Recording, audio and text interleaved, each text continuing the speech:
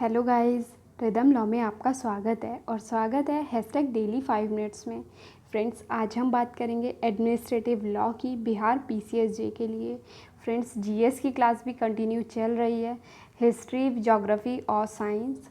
First question है आज का, what are the disadvantage in delegated legislation? A.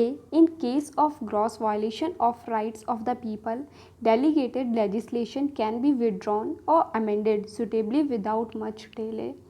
Next है, there are chances to misuse the power which are given by Parent Act and thereby the executive may enjoy more power than Parliament. C. Both. D. Neither A or nor B. इसका correct answer होगा B.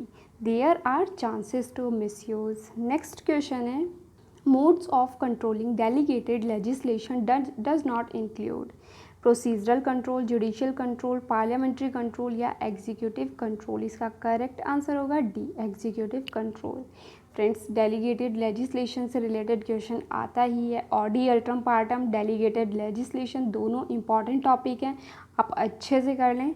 Next question है, the principle of natural justice is one procedural rule for the administrative action considering the above statement which of the following is or are correct? इसका correct answer होगा first, no man should B judged in his own cause. Next question है, conditional legislation under administrative law is A.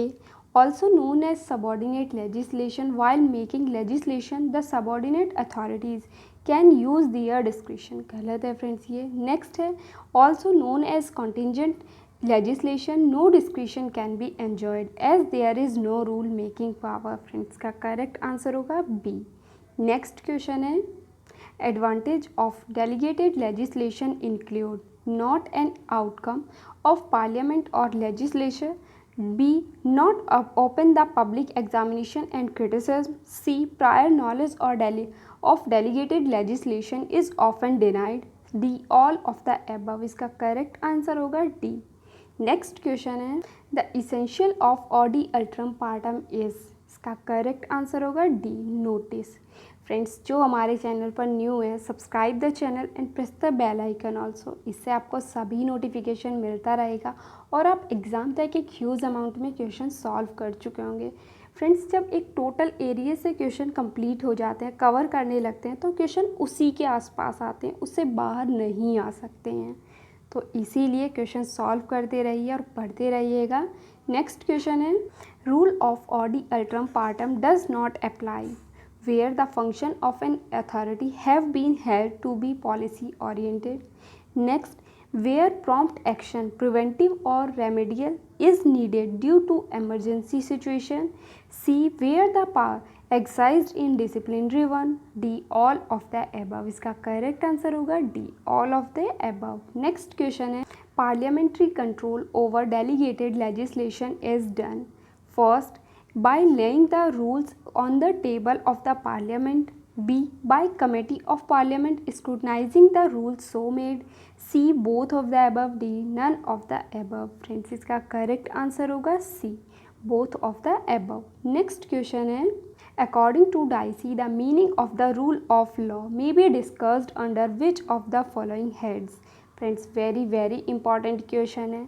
Bhimrao Ambedkar, Rajendra Prasad, justice PN Bhagwati या Motilal Chamanlal. Friends, इसका correct answer क्या है, आप हमें comment box में बताइए।